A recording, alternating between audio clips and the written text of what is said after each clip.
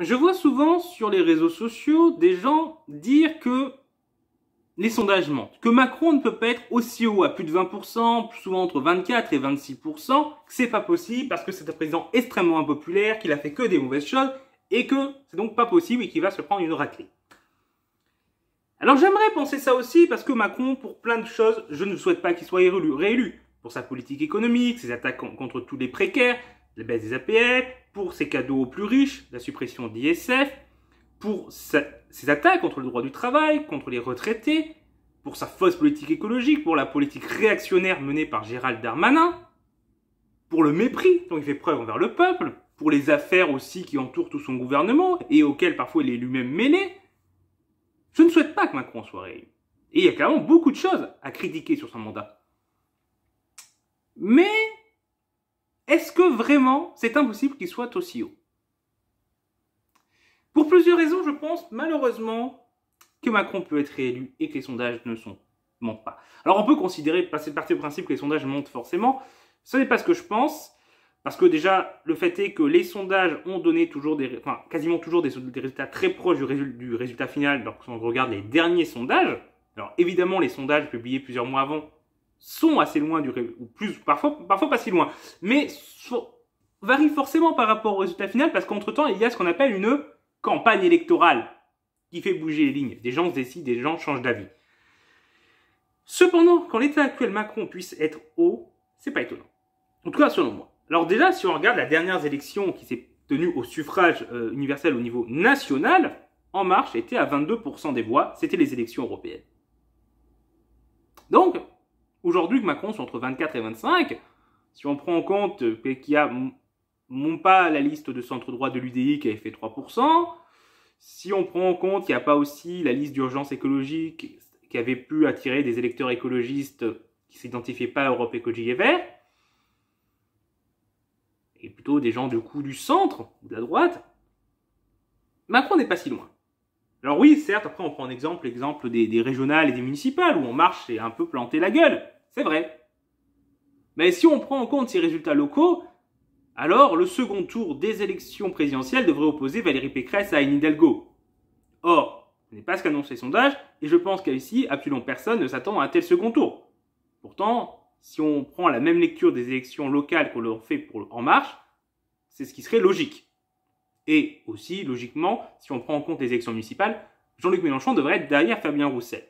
Là aussi, ce n'est pas ce qui est annoncé et ce n'est pas ce que la plupart des gens attendent.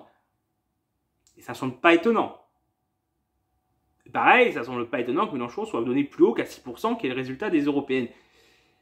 Donc, les résultats antérieurs n'indiquent pas forcément que Macron va être beaucoup plus bas.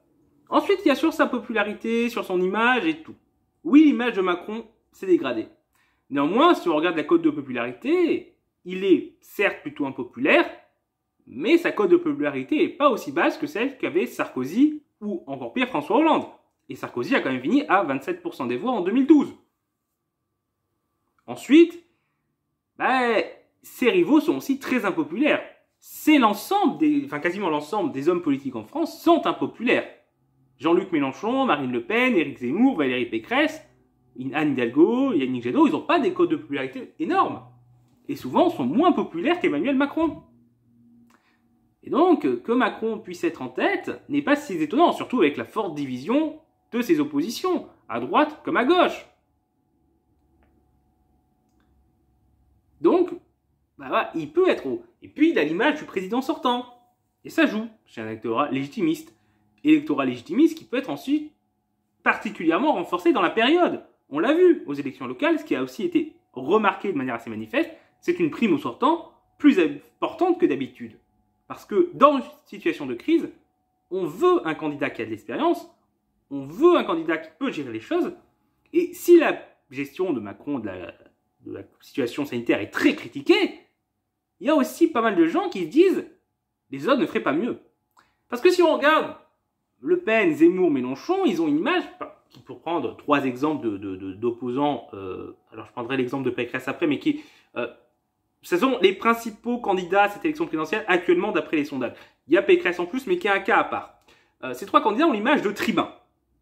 Un est un polémiste, les deux autres sont des tribuns d'opposition, vus un peu voilà, comme présentés comme des populistes. Alors, sans vouloir dire qu'ils sont d'accord sur des idées. Absolument pas, il y a des grandes différences idéologiques entre eux. Mais c'est juste un peu, on va dire, dans l'image que certains peuvent avoir d'eux, et qu'une partie de l'opinion publique peut avoir d'eux.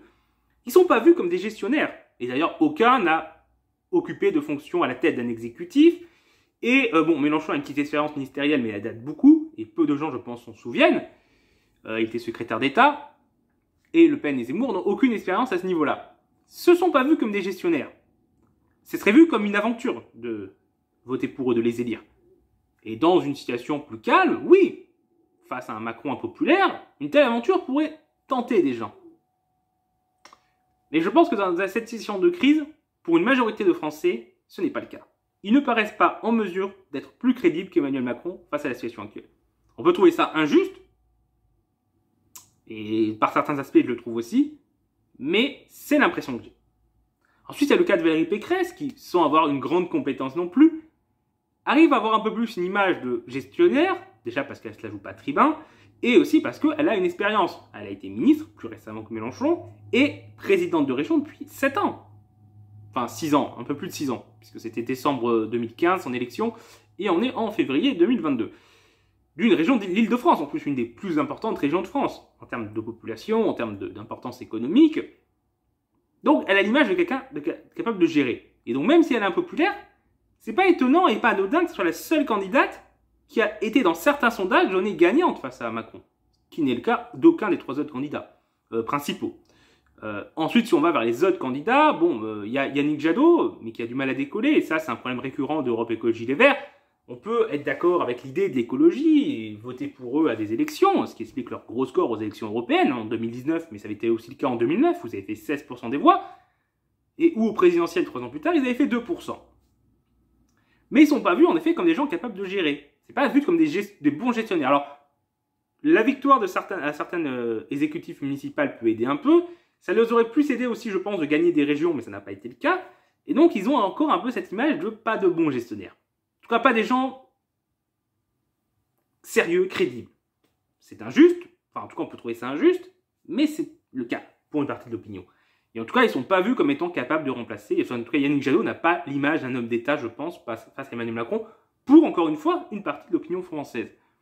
Ensuite, il y a Hidalgo, qui a aussi une expérience exécutive, mais qui est vue très impopulaire. Et pour une majorité de gens, sa gestion est vue comme catastrophique. Alors là aussi, je pense que c'est en partie exagéré, cette vision, parce que sinon, elle n'aurait pas été élue. Alors même si on prend en compte la prime au sortant, si sa gestion était aussi impopulaire à Paris, elle n'aurait pas été réélue aussi facilement. Sa gestion plaît quand même à une partie des Parisiens. Et c'est, je pense, surtout, en fait, la gestion d'Anne Hidalgo est surtout impopulaire chez les gens autour de Paris, plus que dans Paris même. Mais du coup, en province, ça a une très mauvaise image, et c'est quand même une majorité de l'électorat. Ensuite, ben, Fabien Roussel ou d'autres sont des candidats qui aujourd'hui ne sont pas vus comme étant en mesure de percer. Ils sont loin dans les sondages. Alors certes, certains progressent. Bon, Fabien Roussel progresse dans les sondages. Il peut, aux yeux de certains, commencer un peu à apparaître comme un homme d'État. Mais il me semble partir d'un peu loin pour avoir une chance de gagner. Et après, on arrive dans les candidatures qui ne cherchent pas à gagner, mais qui cherchent à défendre leurs idées, notamment Philippe Poutou ou Nathalie Arthaud. Donc on voit ce paysage des adversaires à cette élection d'Emmanuel Macron. Ça me semble pas si étonnant qu'il puisse gagner. Pas parce qu'il est très fort, mais parce que les autres sont faibles. Donc, malheureusement, une réélection de Macron me paraît probable. Pas avec enthousiasme, clairement. Et lorsque j'ai des échos de différents cercles, c'est-à-dire des gens qui fréquentent des cercles sociaux et politiques différents, je me rends compte un peu de ça. J'ai des gens qui fréquentent plutôt des gens du centre, qui se définissent un peu centre-gauche, centre-droit. Tout un bord politique, pas forcément très enthousiaste, mais qui n'est pas dans une opposition farouche à Emmanuel Macron et qui va voter, en tout cas dans l'état actuel des choses, veut voter pour lui sans enthousiasme. Alors c'est un électorat qui peut se détacher de lui si un autre candidat apparaît crédible sans les repousser. Donc c'est un électorat qui est fragile. Mais dans l'état actuel des choses, que Macron soit donné en tête et gagnant ne m'étonne pas. Et je pense aussi, si beaucoup de gens ont cette impression-là, c'est aussi, ça c'est un effet de cercle social.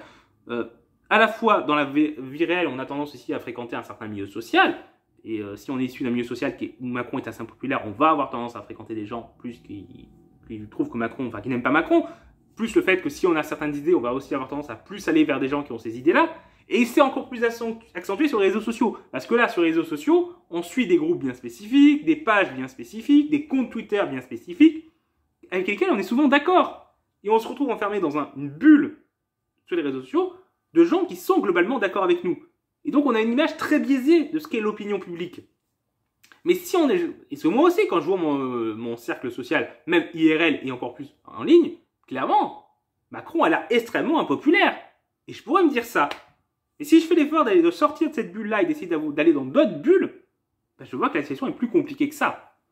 Et Macron, en plus, l'avantage, c'est que les cercles chez lesquels il est plus populaire, c'est des cercles aisés qui votent beaucoup, qui ont un très fort taux de participation, ce qui le favorise. Alors évidemment, si tous les milieux qui sont plus abstentionnistes mais qui l'aiment moins se mobilisent beaucoup, les choses peuvent changer.